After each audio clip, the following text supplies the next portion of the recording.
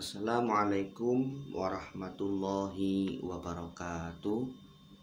Baik anak-anak sekalian, selama PTS kemarin materi sempat kita hentikan terlebih dahulu karena fokus di PTS terlebih dahulu. Akan tetapi karena PTS sudah selesai, maka materi Bapak lanjutkan kembali ya. Bismillahirrahmanirrahim.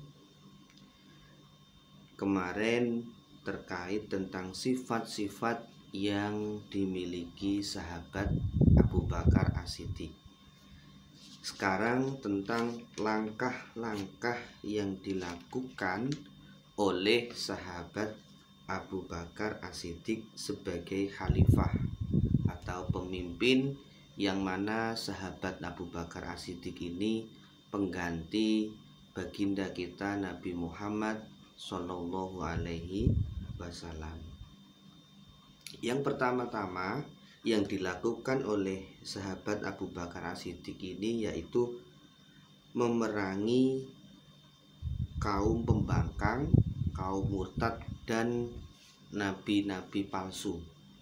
Jadi setelah Nabi Muhammad ini wafat, ternyata kaum muslimin ini tidak karu-karuan ya. Jadi banyak peristiwa yang terjadi setelah Nabi Muhammad ini wafat. Salah satunya tadi adalah nabi palsu, munculnya nabi palsu. Nah, di sini tugas sahabat Abu Bakar yaitu menyelesaikan permasalahan seperti ini. Kemudian di sini diceritakan bahwa di antaranya yang menjadi nabi palsu adalah Musailamah Al-Kadzab, Tulaihah bin Khuwailid, Aswad Al-Ansi, Sajjah Tamimiyah, dan Malik bin Nuwairiyah. Jadi Malik bin Nuwairah dan teman-temannya ini adalah mengaku bahwa dia adalah nabi-nabi palsu,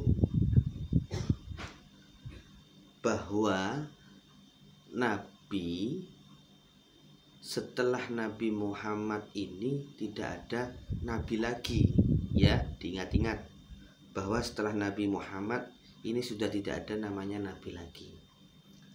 Tapi di pemerintahan sahabat Abu Bakar As-Siddiq ini, nabi palsu ini sangat banyak sekali mengaku bahwa orang ini adalah nabi. Kemudian Abu Bakar As-Siddiq memerangi beberapa orang-orang yang mengaku sebagai nabi.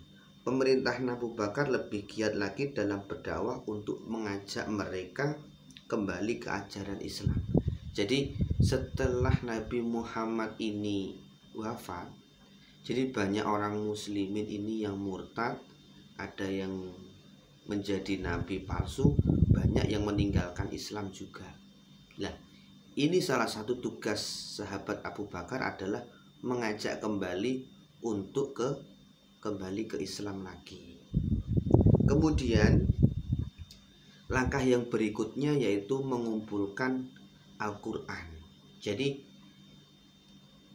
Al-Quran itu di masa-masa Nabi Muhammad ini ditulis di berbagai tempat ya, di kelepah kurma, di pohon, di batu, dan di tempat-tempat yang lain. Kemudian mengingat perjuangan sahabat Abu Bakar As-Siddiq ini banyak korban dari kaum muslimin yang menjadi korban atau gugur dalam memerangi para nabi-nabi palsu. Ini hampir kurang lebih 1.200 orang. 39 salah satunya yaitu adalah orang-orang penghafal Al-Quran atau tahfidz. Ini kalau diteruskan orang-orang ini akan habis. Maka dari itu sahabat Abu Bakar As-Siddiq ini bingung bagaimana supaya Al-Quran ini tetap terjaga. Akhirnya sahabat Umar bin Khattab mempunyai ide atau mempunyai gagasan agar mushaf Al-Quran yang berserakan ini dikumpulkan menjadi satu. Kemudian usulan Umar bin Khattab diterima oleh Abu Bakar As-Siddiq.